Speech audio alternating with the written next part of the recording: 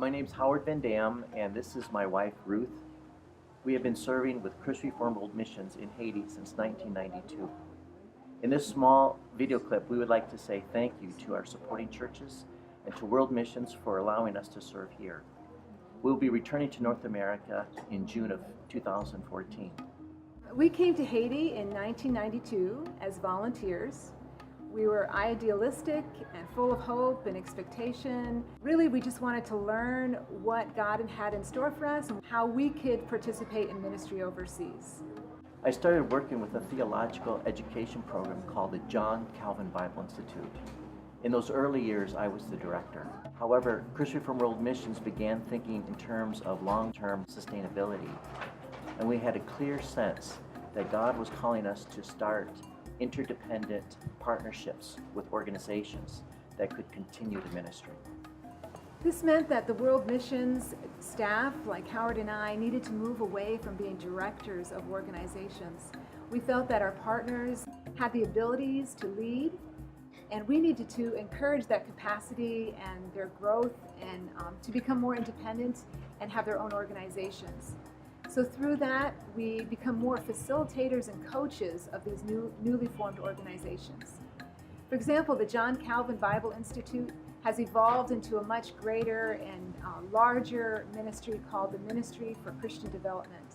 And that means that they have their own staff, they have their own director, they have their own board of directors, they make their own plans and their budgets, and they're growing in their capacity to lead. In the early years, there were a handful of churches that were really hoping to affiliate with us. However, we really encouraged them to develop their own identity and their own denomination. And today, the Crus Reformed Church of Haiti has 35 congregations and 15 church plants. Many years ago, we realized that one of the greatest influences that we could have in Haiti is to work with the children. There's over 35% of the population is under 15 years of age. We also realize that there are many private Christian schools in Haiti who have very little teacher training or don't have any curriculum that leads with a biblical worldview. So about 20 years ago, we began a ministry called Crus, and their primary focus was to write curriculum for Christian schools. Then they also went further and began to train teachers as well. All three of these ministries, the Crus Reformed Church of Haiti, Crus, and Ministry for Christian Development, were all programs under World Missions. Today, they have become legally recognized organizations by the Haitian government. A lot of my time has been spent on organizational capacity and program development of partners. But what has been most satisfying really has been the relationships. The individuals that we've been able to work with, and people who we have a great deal of respect for. They're Christian leaders that have a clear vision for ministry. It has been really beneficial to both of us to have been able to work with them and to get to know them. In many ways, they've transformed our lives. We'd like to also thank our sous-espoir colleagues.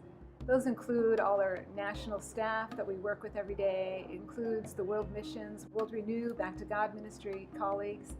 They have been there for us through the years. They've sustained us in our ministry. They've helped us, encouraged us in all of our work. When we work together, we make decisions together. We're never doing it alone, and that has been a real encouragement to us as a couple and even as a family. As we look to the future, we ask for your prayer support as we seek God's direction for future ministry. In many ways, we're leaving one chapter and entering a new one, and we're not exactly sure what that might be. The Christian life is like an adventure, much like the past 22 years. We didn't know what to expect when we signed on with World Missions, but God took us to different places, and we learned a lot, and we grew a lot, and we look forward to what the future holds. For many of you, you have played a significant part of our ministry here in Haiti, and we've been able to develop some significant friendships with you. We look forward to maintaining those relationships and in different ways keeping those contacts. We are really thankful for the support that our churches have given to us over these years. You've not only supported us in care and financial gifts, but you've supported our partners' work and their ministry as well. And through that, we can celebrate together the transformation that's happening. It's happening in individuals' lives, in ministries, and in whole communities.